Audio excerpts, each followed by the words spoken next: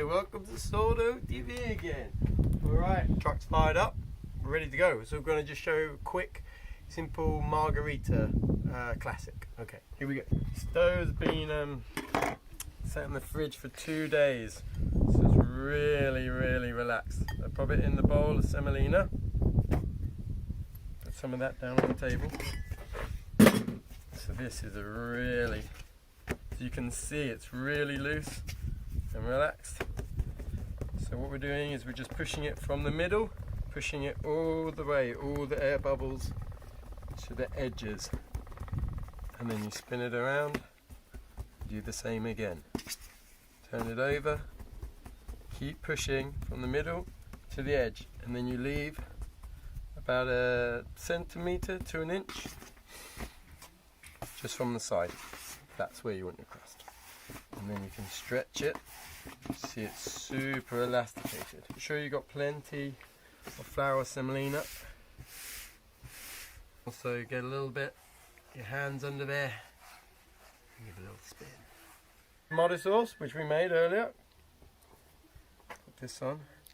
As you can see, this dough I'm using is the wholemeal one, which I did in the recipe how to make your pizza bases. We did some white and some wholemeal. I put the basil on first. Get a few stalks of basil, a few leaves, sorry. Basil. You can put these on afterwards or before, and then you just start to use mozzarella. I actually get my mozzarella from Glastonbury. I live in the West Country, and in Glastonbury there's a really cool farm, Brew Valley, where I go, and you can get really lovely butter and mozzarella from. A little bit of oil on, drizzle that, and we're good to go. And to do onto your paddle, you can use a wooden paddle, even a chopping board, a metal baking tray, whatever, and then you just stretch it out, last little bit on there, and then you've got to put it in and whip it out really fast. You don't want to leave it in there, you don't want the paddle to get hot. You literally put it in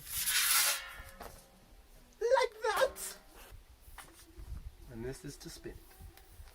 But you leave it pretty much for about 30 seconds. You have a sip of wine, thank you, and then let it just slowly start to sort of take shape, and then it'll suddenly like rise. So about after 30 seconds, everything will start happening a bit quicker. But to begin with, you can put it in. That's why you can put a few in. It just gives you a little bit of time to start going back to the first one. And you can see it's just starting to puff up now. After about 30 seconds, it just all starts getting excited, and that's when you've got to start, keep spinning it around. And you can see that this side is next to the flame, so you're getting the heat from the top, from the bottom, but also from this side. So you can't just leave it in there, you've got to constantly be moving it around. You see it's starting to puff up. Say it's been in there probably close to a minute now. It doesn't take long.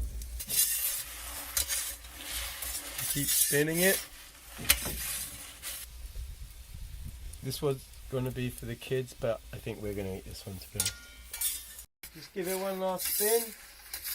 Check every side. Check the base. And then if need be, you can lift it up a little bit. The top of the oven is like a grill, so it like flashes it. And I think we're good to go. Woo! Yummy! This is looking good. It's going to be really hot.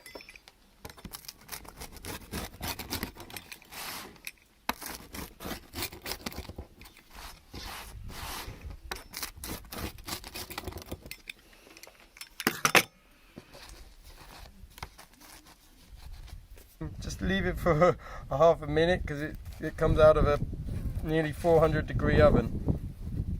So you can see we got a light fluffy crust, but with a bit of a crunch.